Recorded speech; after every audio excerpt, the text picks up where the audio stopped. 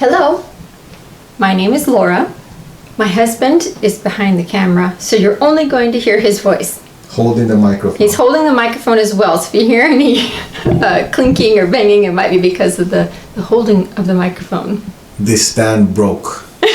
And I'm figuring out how to put it back together, so I have to hold the microphone. So my voice might come out louder than yours, depending on how closely I hold it to me, right? Because I have to point it at you. True. It feels like a gun. Feels weird pointing a gun at my wife. It's not a gun, it's a microphone. Okay, folks. It's a micro gun. A question that's out there that we're going to address today that has come to our attention is, why does there seem to be so many people who are depressed or suffering mentally and emotionally? Honey? I'm adjusting your picture. It went off. I guess when I moved the microphone, It pulls the So camera. I might have to start paying attention to if you're centered. All right, folks, so if all of a sudden I'm not in frame, you'll understand my husband pulled the microphone with the cord and the camera. Now stop leaning, because that makes it look like I'm not doing my job. So don't be giving me a bad name here or something. Would I do that? If you keep leaning. Okay, now we saying. Now getting sorry. back to the topic. Talking about why people seem to be suffering and depressed mentally and emotionally right now. Well, take for example. Well, I won't use that example because. I don't even know what example that would have been, but it's okay. Well, I guess I could use that example. We were at the store earlier, right? Yes. Then I asked the cashier, what do you call the lady? The one at the The teller, the cashier. cashier. Uh-huh. I asked her how she was The doing. checkout. Right. Checkout. The lady that was doing the checkout, who we know, right? We could say a friend of ours, not really a close friend, but we see her a lot. And I asked her how she was doing. What did she say? Oh, see, I was busy calculating. I didn't pay attention to your conversation. What were you calculating? I was calculating how much money to have ready to pay. Why? They have a machine that does that. I know, but I like to try and do it ahead of them so that I have the money ready to go so you're not watching me look for change. Oh, okay. So what did she say? She said, okay. That's exactly what she said. Ah, and knowing my husband, he probably said, okay, why are you just okay? Exactly. And then what was her response? I don't know, what was her response? You really weren't paying I attention. were was you? not paying Wow. attention. She said, well, you know. I said, no, I don't. She said, well, I'm just okay. I said, well, why are you just okay? And she could never answer as to why she's just okay. So how does that fit? Why would I answer with that? Because someone might interpret that as she's feeling down, or... Not necessarily. Okay, so why did you use that as an example? Well, if someone, on a scale of 1 to 10, 10 being the greatest feeling you can have, where does okay fit? I would think that's like a 5. It's neither According to good you, or right? bad. So somebody else might say lower, somebody else might say it's higher, but let's say it's average, right? Fine, that's what you're saying. If this person has been saying that every time someone asks her how she's doing, then how is she actually doing? On a scale of 1 to 10. She's always mediocre then. Now, does mediocre mean that you're happy? No, Does it mean you're excited about anything? no. Why do people look like they're always depressed and sad? Because they're always okay, mediocre. No, because they program themselves to be so. Okay. If she's always saying okay, she's not thinking she's programming herself. But have you ever found yourself singing a song or saying something that you've never paid attention to, but all of a sudden you know the words? Yes. Like what? Give me an example, please. Like commercials on television. What would you do for a Klondike bar? How comes you know that? Because of the jingle and just hearing it in Over and between over and over, right? programs. You don't really pay attention to it, No. but see, a lot of people don't realize that you don't have to pay attention to something for it to take effect. Right.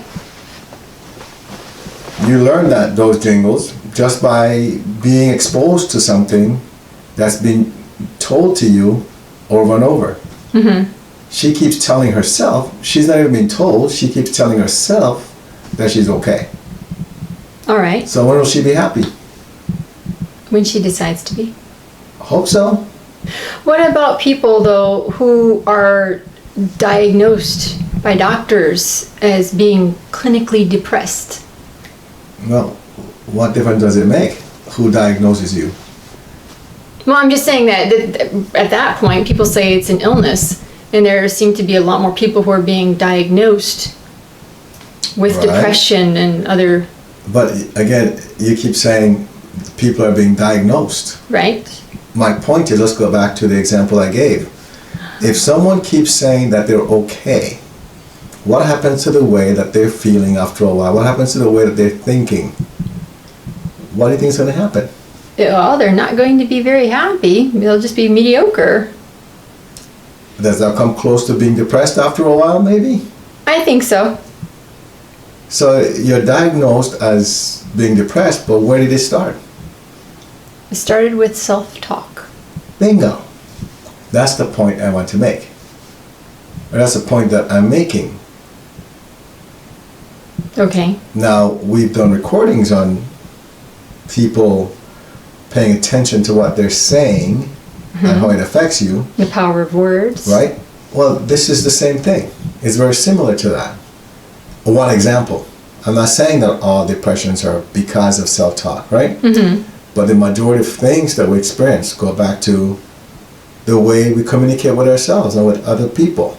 Because it's a picture that we put out there of ourselves. If someone asks you how you're feeling and then you tell them, as Zig Ziglar would say, I'm feeling fantastic and getting better by the minute, what do you think starts to happen after a while? Even if when you initially start to say that, you always feel down and frustrated, what happens to you after a while? After a while, you've reprogrammed yourself. how do And you think start to feeling? feel fantastic, and you're getting better every minute. Just for an exercise. Say that 3 times. I'm feeling fantastic and doing better by the minute. Just say it slowly. I'm feeling fantastic and getting better by the minute. You're talking about me doing it right now, right? Yes. Okay, I'm feeling fantastic and getting better by the minute. I'm feeling fantastic and getting better by the minute. I wish you could listen to this recording, watch this recording. What just happened? Did you notice how, Well, I changed it every time I said it to be more believable. you see how you became happier with every time? Smiled more. And what do you do? All you did was say something out loud. That's all it was. Now, everyone watching this video, I hope they do the same thing so they can feel the difference. Because keep in mind that 80-something% of what you experience comes from how you program yourself, which then affects how you feel. And your feeling then affects how you think and what you do on a daily basis.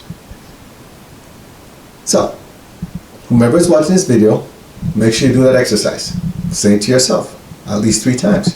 Say it out loud to yourself 3 times, or if someone's in the room, say it to them 3 times. And you lady that's in the kitchen with the apron on and you want to dance while you're saying it, go ahead, feel free. I see you. It's fine enough for you to do it. So, anyway, go ahead. Great, I Why are wish you I knew laughing? who she was. I don't know, but Cool. I like it when you get shown things like that. go ahead. Okay, so now what? So then you don't feel good, you go to the doctor, and then they give you medication Right, because you need medication now. right. They say, oh, you're suffering from depression, you need medication. So now they give you medication, what does that do? It confirms for you that there's something wrong with you. Not talking about you, but anybody out there, right? Right, So then you're going to take the medication, and then you get worse. Because now you know, oh, I'm really depressed, that's why I have to take medication. Or you might decide to feel better now because you felt you needed medication to feel better. Some people are like that. So you can go either way, which is a really safe thing for me to say, right? That's like no scientific. I I see you with 3 people around you. Of course there are 3 people around there. There's someone who said either way, whatever you say to yourself about yourself, you're right. That's Ford. Ford? Yes, Ford said that. Henry Ford? Henry Ford said that. He said, if you say, how do you go? If you say you can't, I think it is. If you say you can't, you're right. If you say you can, you're still right. So whichever one you say, you're right. Now keep in mind that Henry Ford never finished grade school. Mm-hmm. Yet still there's a whole company named after him, which he founded. Mm-hmm. And he's the one that came up with that quote. Why would he say that? Because he lived it. Got it? He could have sat back and said, oh, I never finished grade school, I'm dumb, everybody's smarter than me, I can't accomplish anything. Yet so he founded a whole company. He founded the V8 engine. Now, that's an interesting story, but it was his idea that the engineers came up with, right? He told them they had to design a V8 engine. They told him it was impossible. Now, these are guys that went to college. They're engineers with degrees, and they're telling him it's impossible to do, and he told them, no, you can design this, and they actually did. I thought engineers are supposed to be possibility thinkers. They are, but like everybody else, a lot of people limit their thinking. They say they're possibility thinkers, but only up to a certain point. Because what do people do? They look at things in front of them and they say, that's not possible, because of all the resources that they see. They don't think about resources that don't exist yet or that they could create. And that's what Henry Ford was good at. So that's the nice, I guess, introduction of something that I didn't expect, because it still goes back. He could have looked down on himself and said, you know, I can't accomplish much. Mm-hmm. They say you have to have a degree, you know, but here he is designing things with a grade school education. The question is, how do you see yourself? You know, how do we see ourselves? How do we present ourselves?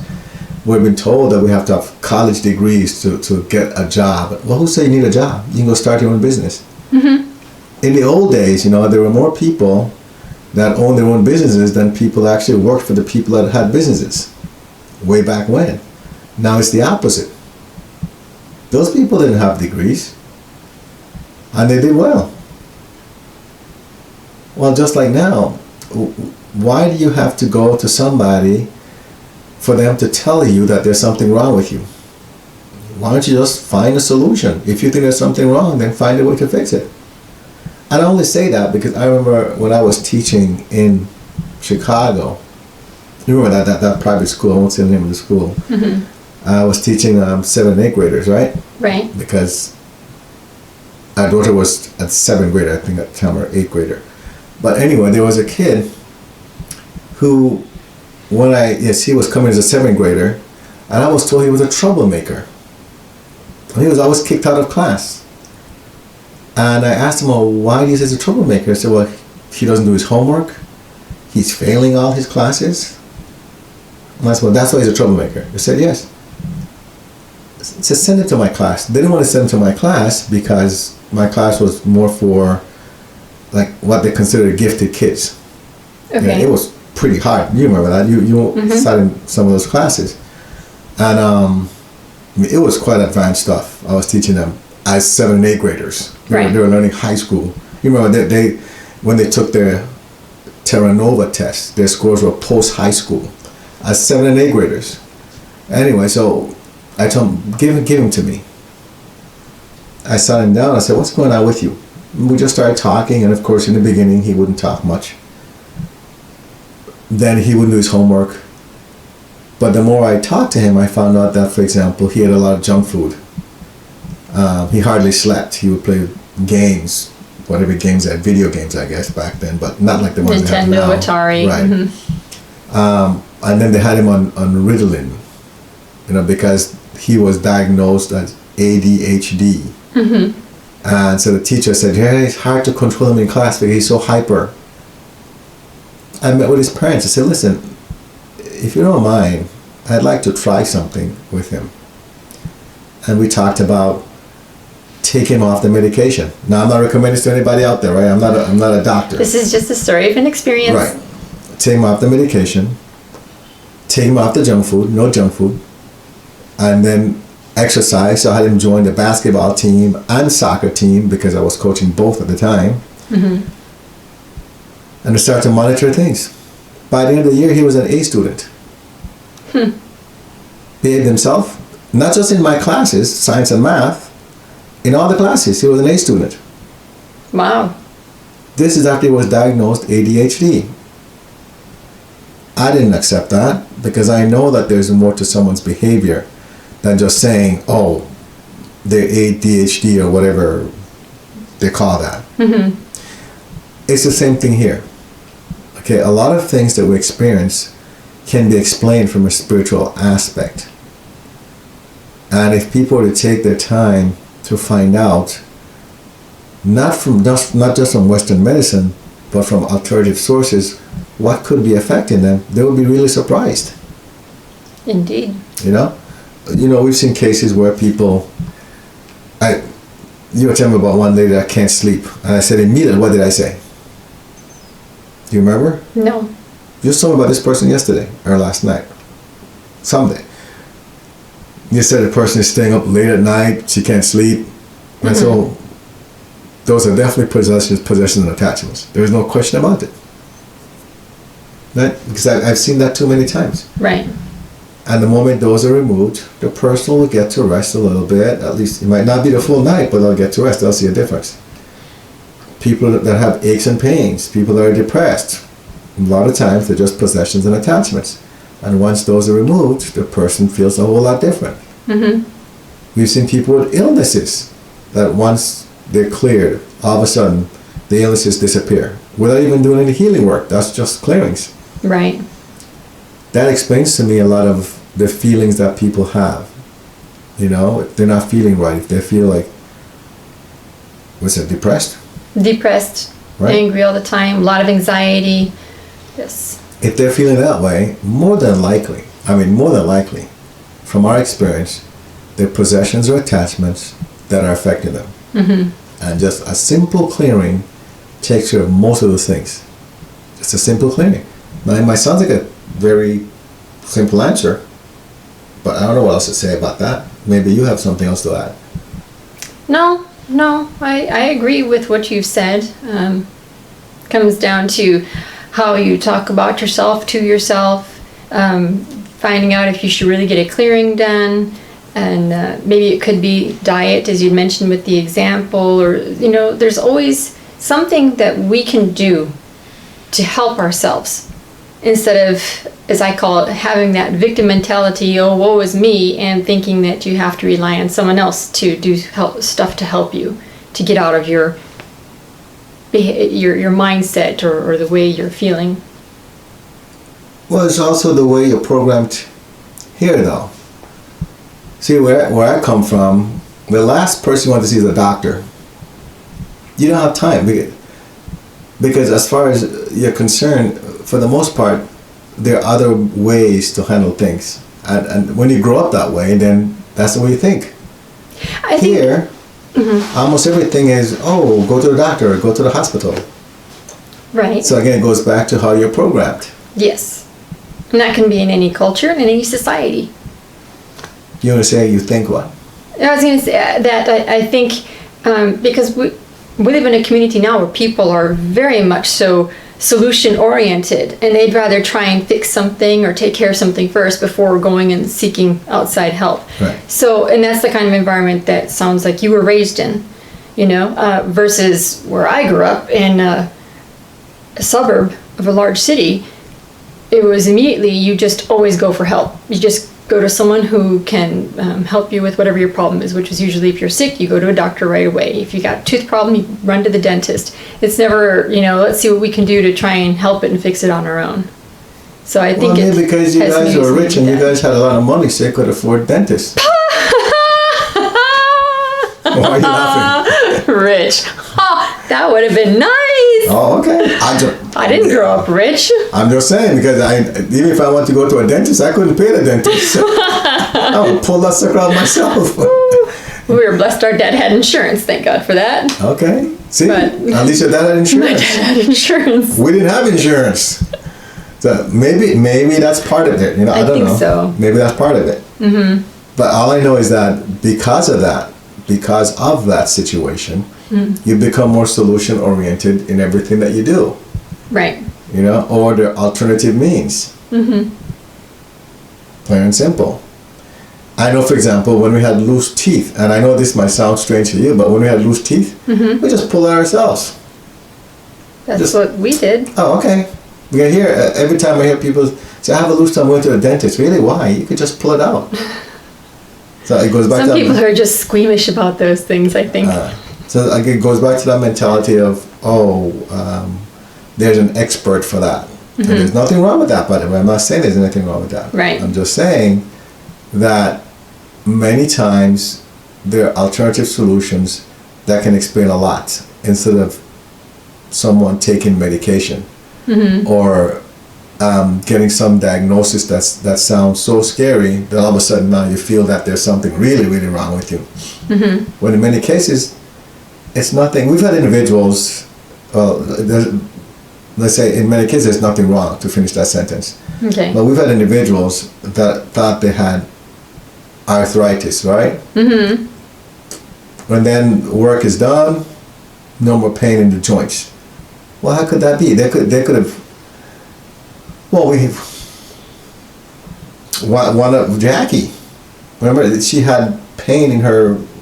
Oh yeah, they told her carpal tunnel In her wrists. And not only that, but she couldn't use it. I mean, it was so Right. painful sometimes. All the time. She said she couldn't even sleep at night. Exactly. Just constant pain. All right, they even did all these treatments on her. They Didn't work. wanted to do surgeries. I don't know if they Oh, did really? it. Right. Yeah, they Oh. wanted to do the surgery, those carpal tunnel surgeries. And that's when she reached out to you. I need help. Right, and now she's fine. Yes. So how is that possible? Because it wasn't about carpal tunnel. You know, keep in mind again that in the Western medicine world, and again, there's nothing wrong with that. Right. They try to explain things and give things a label. They do their best. Right. In the spiritual realm, it's just frequency change. No matter what it is, if you have a headache, the frequency is off. That's all. So guess what? You let me know, I go in there, and then I change the frequency. I adjust the frequency, and the headache is gone. It's all about frequency. You know, earlier today I saw that Cece, our daughter, she was doing her science work. And it was all about wavelength. And I said, oh, look at this. This is all about healing work. She looked at me and said, really? I said, yes. That's frequency, wavelength. You know, the length of the wave, and one is shorter, and one is longer. This is what healing work is about.